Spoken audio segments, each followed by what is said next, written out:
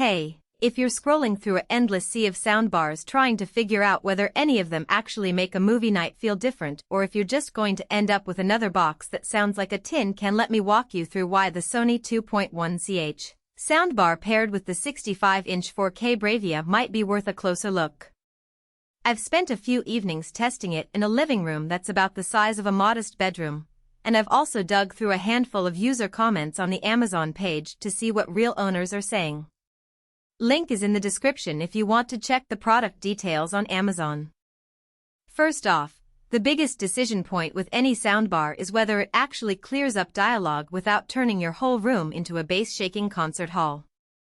Sony's 2.1ch setup comes with an X-balanced speaker that's supposed to focus on clear, rich dialogue, and a wireless subwoofer that promises deeper bass.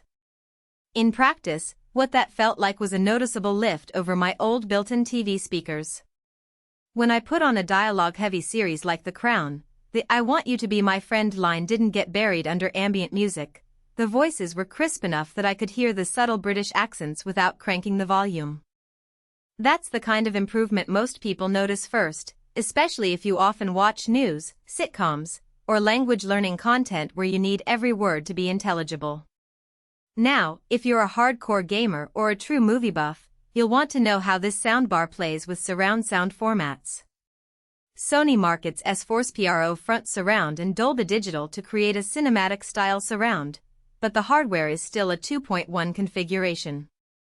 What that translates to on the couch is a virtual surround effect that leans heavily on the front speakers and the sub. In a dark room with a big-screen Sony TV, the effect was decent when I watched an action thriller. Explosions had weight, and you could tell when something was happening off-screen, but you didn't get the full enveloping feel of a 5-speaker setup. If you have a dedicated home theater receiver or plan to add rear speakers later, you'll probably want a true 5.1 system instead of relying on virtualization. Room size matters, too. The subwoofer is wireless, which is a convenience. No cords snaking across the floor, but it also means you have to find a spot where the bass can develop without rattling picture frames. In my mid-sized living room, about 250 square feet, placing the sub about 3 feet away from the TV gave a balanced low end that didn't overwhelm the mids. In larger spaces, you might notice the bass falling off quicker. The sub isn't powerful enough to fill a big open plan area. So, if you're living in a studio apartment or a modest family room, this system will sit nicely.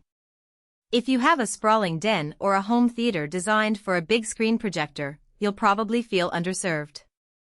One of the biggest conveniences Sony touts is the integrated Google TV with Google Assistant. Because the soundbar doubles as a remote for the TV, you can switch between Netflix, Disney+, or YouTube without hunting for a separate remote. I found the voice commands pretty reliable. Asking "Hey Google, increase the volume" or "play Stranger Things on Netflix" worked almost every time.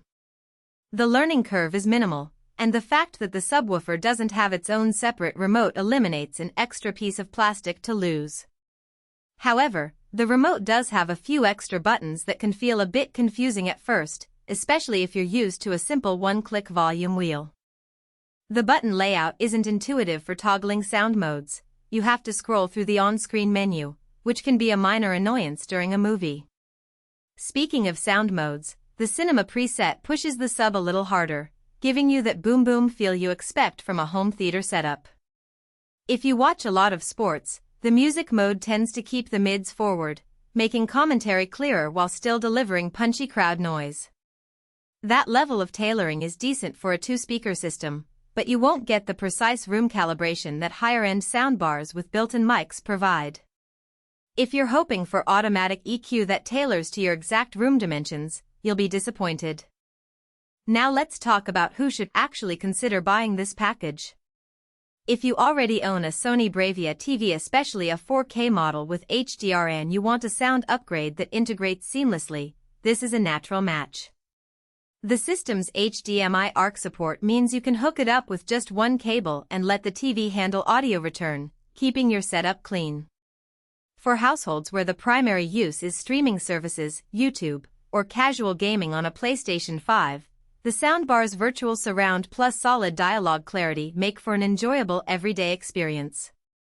Conversely, if you're a purist who wants true Dolby Atmos immersion, or if you have a dedicated home theater receiver with multiple speakers already installed, you'll likely find this 2.1 system limiting. The